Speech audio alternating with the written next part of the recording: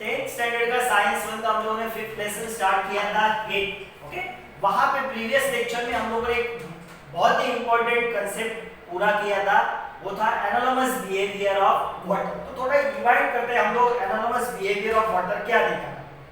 तो हम लोगों ने देखा था कि कोई भी सब्सटेंस को आप अगर हीट करते हो, ओके, तो वो क्या होता है, सब्सटेंस को हीट करोगे तो क्या होता है, वो एक्सपांड होता है। क्या होता है, एक्सपांड, कोई भी सब्सटेंस। मगर वाटर एक ऐसा सब्सटेंस है, अगर उसको आप हीट करते हो तो up to the 4 degree Celsius वो एक्सपांड नहीं होता है। क्या होता है, contract. And that behaviour of water, एक अलग ही बिहेवियर है वाटर का। पहले कॉन्ट्रैक्ट, हीट करने के बाद पहले कॉन्ट्रैक्ट और बाद में after 4 degree Celsius it will क्या होता है, एक्सपांड। तो उसको बोलते हैं एनालोमस बिहेवियर ऑफ वाटर। अभी इसका यूज कहां पे होता है, एनालोमस बिहेवियर ऑफ वाटर? ये देखो, ये आपको एक पिक्चर दिखेगा। ओके, ये जहां पे क्या होता है, बर्फ जमा होता है। ओके, तो वहां पे जो सीज है, जहां पे अपर सरफेस पे क्या होता है, आइस जमा होता है। तो वो वहां के अंदर के जो भी लाइफ है, प्लांट लाइफ है या फिर फिश है, जो भी एक्वेटिक लाइफ है, वो जिंदा कैसे रहता है। ओके, वो कैसे जिंदा रहते हैं, नीचे पानी कैसे रहता है। तो ये एनालोमस बिहेवियर ऑफ वाटर से ही है। देखो, सपोज ये अपना कोई पॉन्ड है, ओके, और जहां पे सर्दियों में क्या होता है, वहां पे क्या होता है, अपर सरफेस पे क्या होता है, आइस जमा होता है। तो आइस जमा जो होता है वो कैसे होता है, जब वाटर का आइस बनना स्टार्ट होता है तो कैसे स्टार्ट होता है, ऐसे नीचे से वाटर आइस बनते, वाटर आइस में कन्वर्ट होते आता है क्या, नहीं। जब भी आइस बनता है तो ऐसा ऊपर से बनते जाता है, ऊपर से नीचे नीचे बनते जाता है। इवन आप फ्रीजर में जो ट्रे रखते हो, ट्रे रखने के बाद आप ऑलमोस्ट 20 मिनट्स के बाद या फिर 15 मिनट्स के बाद देखो और ट्रे को निकालो, तो आपको ऐसा दिखेगा कि जो आइस बना है ट्रे में, ओके, उसको आप टच करोगे तो जैसे ही आप टच करते हो, प्रेशर देते हो, आपका हाथ नीचे चला जाएगा। जो ऊपर का थिन लेयर ऑफ आइस है वो ब्रेक हो जाएगा और आपका हाथ नीचे चला जाएगा, आपको नीचे पानी मिलेगा। क्या दिखेगा, पानी। ओके, तो आइस कहां से जमा हुआ है, ऊपर से जमा होने लगता है। ओके, ये क्यों है, इसके पीछे वही कांसेप्ट है, एनालोमस बिहेवियर ऑफ वाटर। देखो, अभी ये पूरा पानी सपोज हम लोग कंसीडर करते हैं कितने डिग्री सेल्सियस का है, 10 डिग्री सेल्सियस का है। ओके, अभी इसका टेम्परेचर कम हो रहा है। ओके, कितना हो गया, 4 डिग्री सेल्सियस इसका टेम्परेचर हो गया। 4 डिग्री सेल्सियस पे हम लोगों ने देखा था, क्या देखा था, ओके, वॉल्यूम क्या होता है, वॉल्यूम कम होता है तो डेंसिटी क्या होता है, बढ़ता है। डेंसिटी बढ़ता है यानी वो पानी किधर जाता है, ऊपर जाता है या नीचे जाता है, वो पानी जाएगा नीचे। तो यहाँ पे जितना भी पानी है वो सब बन गया, कितना बन गया, 4 डिग्री सेल्सियस का बन गया। कितना बन गया, 4 डिग्री सेल्सियस। अब ये ऊपर का पानी भी ठंडा हो जाएगा और वो भी सब अभी 4 डिग्री सेल्सियस बन जाएगा। तो ये पूरा पानी जो प्रीवियसली 10 डिग्री था वो अभी सब पानी बन गया 4 डिग्री सेल्सियस। कितना बन गया, 4 degree Celsius. Okay, 4 degree Celsius पे जो डेंसिटी है वो ज्यादा होता है पानी का, तो पानी ऊपर नहीं नीचे जाएगा। तो अभी ये सब पानी तो 4 डिग्री सेल्सियस का बन गया, सेम डेंसिटी वाला। ओके, अभी टेम्परेचर और कम हो गया, 3 हो गया, 2 हो गया, 1 हो गया, 0 हो गया टेम्परेचर। अभी 0 डिग्री सेल्सियस वाला जो पानी रहता है उसका डेंसिटी, ओके, ये 4 डिग्री सेल्सियस वाले पानी से कम होता है। तो वो पानी नीचे आएगा क्या, नहीं, वो पानी ऊपर ही रहेगा। तो ये पानी पहला जो 0 डिग्री बना है वो ऊपर ही रहेगा, तो वो क्या बन जाएगा, आइस बन जाएगा। क्या बन जाएगा, आइस। ओके, अब ये नीचे वाला थोड़ा पानी क्या बन जाएगा, 0 डिग्री सेल्सियस का बन जाएगा। क्या बन जाएगा, 0 डिग्री, तो वो आइस बन जाएगा। और एक सर्टेन लेयर ऑफ आइस का बनने के बाद, ओके, वो हीट रेजिस्टेंस बन जाता है। क्या होता है, हीट रेजिस्टेंस बन जाता है। बाहर कितना भी हीट कम हो जाए वो क्या करता है, वो बाहर के हीट को अंदर पास आउट नहीं करता, अंदर क्या करता, नहीं पास नहीं करता। तो ये नीचे क्या रहेगा, 4 डिग्री सेल्सियस का पानी रहेगा। कितने डिग्री सेल्सियस का पानी रहेगा, 4 डिग्री सेल्सियस का। उसका टेम्परेचर कम होगा ही नहीं, भले बाहर के एनवायरनमेंट में टेम्परेचर कम होगा। ओके, तो इसके लिए जितना भी एक्वेटिक लाइफ है वो पानी के अंदर, यहाँ पे पानी के अंदर सर्वाइव होगा। इवन देखो, in the cold region in the winter pipes of a water supply breaks and even rock cracks। देखो, जब भी पानी जब आइस में कन्वर्ट होता है, किसमें कन्वर्ट होता है, आइस में। ये अलग है, ये एनालोमस बिहेवियर हो गया, ये वाला कंसेप्ट। ये वाला थोड़ा अलग है। देखो, आइस पानी का जब आइस बनता है तो उसका देखो वॉल्यूम बढ़ता है, क्या बढ़ता है, उसका वॉल्यूम बढ़ता है। देखो ट्रे में आप लोगों ने पानी डाला, ओके, तो जिस लेयर तक पानी है उसी लेयर तक आइस बनता है क्या नहीं, आइस थोड़ा ऊपर चला आता है, देखो उसका आइस का साइज थोड़ा बढ़ता है, यानी उसका वॉल्यूम बढ़ता है, क्या बढ़ता है, उसका वॉल्यूम। तो पाइप में अगर पानी है, ओके, और वो आइस में कन्वर्ट होना स्टार्ट हो जाएगा तो क्या करेगा, वो जगह ऑक्यूपाई करना स्टार्ट करेगा, जिसको जगह कम पड़ेगी पाइप में से, क्योंकि उसका वॉल्यूम बढ़ रहा है, ओके, तो मे भी वो पाइप्स क्या होंगे, वो ब्रेक होंगे। या फिर रॉक्स में अगर क्रैक्स है, उसमें पानी चला गया, उसमें पानी है, ओके, और क्या हो गया, वो आइस में कन्वर्ट होना स्टार्ट हो गया वो पानी, तो पानी क्या, उसका वॉल्यूम जब आइस में कन्वर्ट होगा तो उसका वॉल्यूम क्या होगा, बढ़ता जाएगा। तो वो खुद के लिए जगह वो बनाने के लिए वो आइस को क्या करेगा, क्रैक थोड़ा बड़ा करेगा, ओके। तो ये वाला वो कंसेप्ट है, ये वाला यहाँ पे वो कौन सा कंसेप्ट है, एनालॉगस बिहेवियर वाला कंसेप्ट है, ओके। तो ये वाले ऐसे क्वेश्चंस आपको एग्जाम में आते हैं, मगर इस साल जो उन्होंने सर्टेन पोर्शंस कम किया है तो ये भी उन्होंने वहां पे क्वेश्चंस कम किए। नेक्स्ट है due point and humidity. Due point तो देखा होगा, पढ़ा होगा आप लोगों ने, या फिर देखा है, ड्यूज आता है, कब आता है, विंटर सीजन में ड्यूज आता है, ओके, या फिर विंटर सीजन खत्म होते होते समर में भी आप लोगों ने देखा होगा कि क्या होता है, अर्ली मॉर्निंग में हम लोग को ड्यूज दिखता है, ग्रास के ऊपर या फिर प्लांट के लीव्स के ऊपर क्या दिखता है, ड्यूज दिखता है। तो ये ड्यूज या फिर ये ह्यूमिडिटी क्या है, ओके। अबाउट 71 का surface of the earth is covered with the water, ये तो हम लोगों ने बचपन से पढ़ा है, okay. Due to the constant evaporation of water vapour is always present in the atmosphere. Water हमेशा इवेपोरेट होता है बिकॉज़ ऑफ सन, ओके, तो हर जगह पे वाटर है, सी में तो वाटर बहुत ही है, ओके, तो ये कंटीन्यूअसली इवेपोरेट होता है। तो एयर में ये वाटर कौन से फॉर्म में रहता है, हम लोग बोल सकते हैं मॉइस्चर या वेपर फॉर्म में वो होता है। The amount of water vapour in the atmosphere helps us to understand the state of daily weather, okay. तो ये डेली वेदर का जो स्टेट रहता है वो हम लोग को कैसे पता चलता है कि उस एयर में, एटमॉस्फेयर में, एयर में या एटमॉस्फेयर में वाटर का कंटेंट कितना है, ओके, यानी मॉइस्चर का कंटेंट कितना है। The presence of water vapor in the air makes it moist. अगर एयर में या फिर एटमॉस्फेयर में क्या है, वाटर वेपर है, तो उसको मॉइस्ट बनाता है, यानी गीला बनाता है, मॉइस्ट बनाता है, okay. The moisture in the atmosphere is called humidity, okay. अभी इस मॉइस्चर को, जो एटमॉस्फेयर में मॉइस्चर रहता है, उसको बोलते हैं ह्यूमिडिटी, क्या बोलते हैं उसको, humidity. For a given volume of air, अगर मेरे पास एक सर्टेन वॉल्यूम ऑफ एयर है, okay, at a specific temperature, at a certain temperature, there is a limit on how much water vapor in air can be contained. मेरे पास एक certain amount of air है at certain temperature, temperature change नहीं हो रहा है, temperature change नहीं हो रहा है, ओके। तो उस एयर में कितना वाटर वेपर रहेगा वो स्पेसिफिक रहेगा, ओके। उसमें वाटर वेपर होल्ड करने की कैपेसिटी एक स्पेसिफिक रहेगी, अगर टेम्परेचर फिक्स है और वॉल्यूम भी फिक्स है एयर का।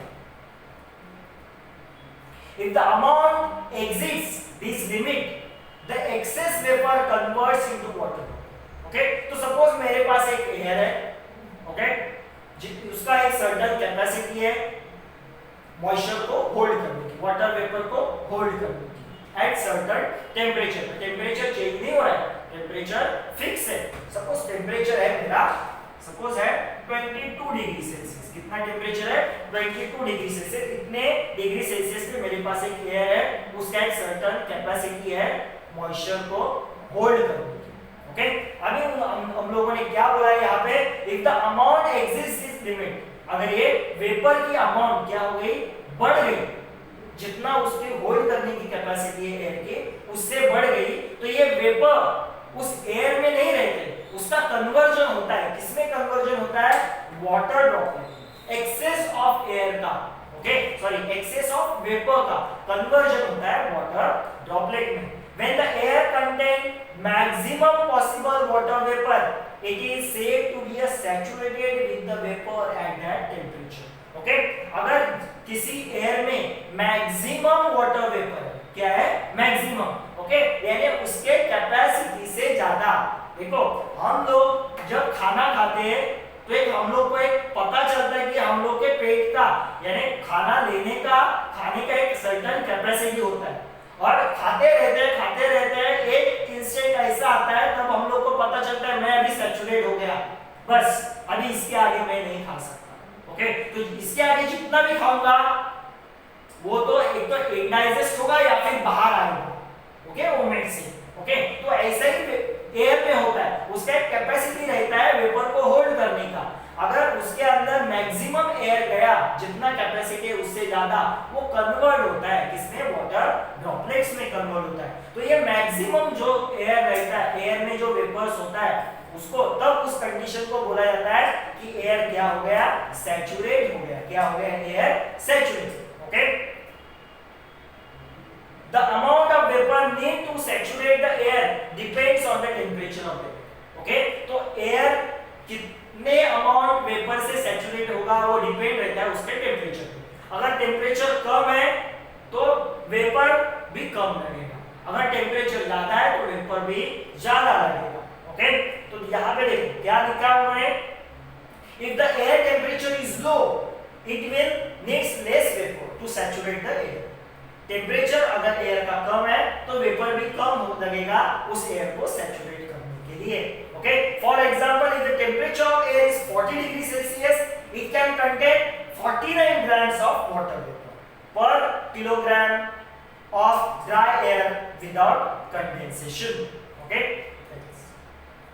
if the amount of vapor exceeds this limit the additional vapor will condense। Okay, condense होगा यानी क्या होगा, वेपर कंडेंस होगा यानी क्या होगा, वाटर में कन्वर्ट होगा। किसमें कन्वर्ट होगा, वाटर में। If the temperature of the air is 20 degree Celsius, पहला कितना था 40 डिग्री सेल्सियस। ओके, अभी कितना है 20 डिग्री सेल्सियस, तो कितना एयर को वो वाटर वेपर को होल्ड करेगा, वो एयर 14.7 ग्राम, बस इतना ही वो वाटर वेपर को होल्ड करेगा। 40 था तब ज्यादा था। ओके, वाटर वेपर को होल्ड करने की कैपेसिटी ज्यादा थी। Okay, if the vapor contained in air is less than the maximum limit then the air is said to be unsaturated। Okay, तो वेपर कंटेंट, एयर में जो वेपर कंटेंट कैपेसिटी है उस कैपेसिटी से अगर वो वेपर कंटेंट कम है तो उसको बोला जाता है अनसैचुरेटेड। क्या बोला जाता है, अनसैचुरेटेड। यानी हम लोग खाना खा रहे हैं मगर कम खाना खाया, कैपेसिटी से कम खाना खाया, तो हम लोग सैचुरेटेड नहीं होंगे, हम लोग क्या हो गए, अनसैचुरेटेड।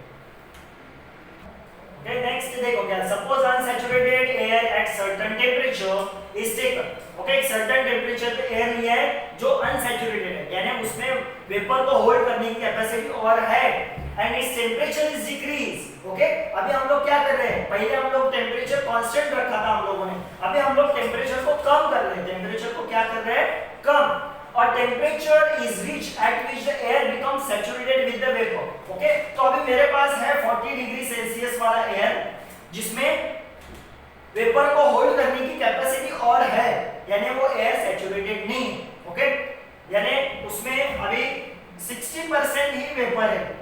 ओके, और 40% रह सकता है, और 40% क्या हो सकता है, रह सकता है। ओके, अभी मैं क्या करता हूँ, इस एयर का टेम्परेचर कम करूंगा, एयर का टेम्परेचर क्या करूंगा, कम करूंगा और वो लाऊंगा 20 डिग्री सेल्सियस पे, 20 डिग्री सेल्सियस पे लाऊंगा। ओके, तो वो एयर अपने आप सैचुरेटेड हो जाएगा, अपने आप क्या हो जाएगा, सैचुरेटेड। क्यों, अगर एयर का टेम्परेचर मैं कम करता हूं तो उसका वाटर वेपर होल्ड करने का कैपेसिटी भी कम होता है। क्या होता है, कैपेसिटी कम होता है। Okay, the temperature is reach at which the air becomes saturated. Okay, तो अगर हम लोग टेम्परेचर कम करते जाएंगे तो एक इंस्टेंट ऐसा आएगा हम लोग को दिखेगा कि वाटर वेपर जो है वो किस में कन्वर्ट होने लगेगा, ड्रॉप्स में, वाटर ड्रॉप्स में कन्वर्ट होने लगेगा। यानी जिस टेम्परेचर पे वाटर ड्रॉप्स में, वाटर वेपर इसमें कितना है 60%। ओके, यानी भरा हुआ नहीं है वाटर वेपर से, सैचुरेटेड नहीं है। अभी मैं टेम्परेचर कम करते जाऊंगा,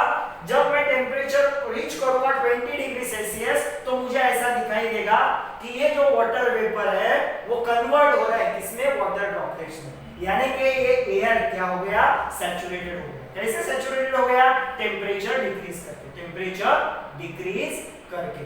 ओके, तो ऐसे भी एयर सैचुरेटेड हो सकता है। ओके, तो temperature it reaches at which the air becomes saturated with the vapour, this temperature is called due point temperature. क्या बोलते हैं उसको, जहां पे क्या बन गया, वाटर वेपर का ड्यूज में कन्वर्ट हो गया, यानी वाटर ड्रॉपलेट्स में कन्वर्ट हो गया, उसको बोलते हैं due point temperature. At which temperature water vapour converts into droplet, water droplet यानी ड्यूज में कन्वर्ट हो गया। Okay, the vapour content in air is measured using physical quantity called absolute humidity. Vapour content, air के अंदर जो vapour content है वो major किया जाता है, किससे मेजर किया जाता है, एब्सोल्यूट ह्यूमिडिटी से मेजर किया जाता है।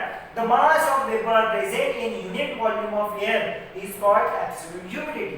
एब्सोल्यूट ह्यूमिडिटी यानी क्या, the mass of vapour present in, mass of vapour, okay, vapour का मास जो प्रेजेंट होता है किसमें, यूनिट वॉल्यूम ऑफ एयर, यानी सर्टेन वॉल्यूम ऑफ एयर में जितने अमाउंट का, जितने मास का वेपर है उसको बोलते हैं absolute humidity. Generally, absolute humidity is measured in kg per meter cube. Okay, kg यानी mass of vapor, meter cube यानी क्या, volume of air, meter cube यानी क्या, volume of air. Okay.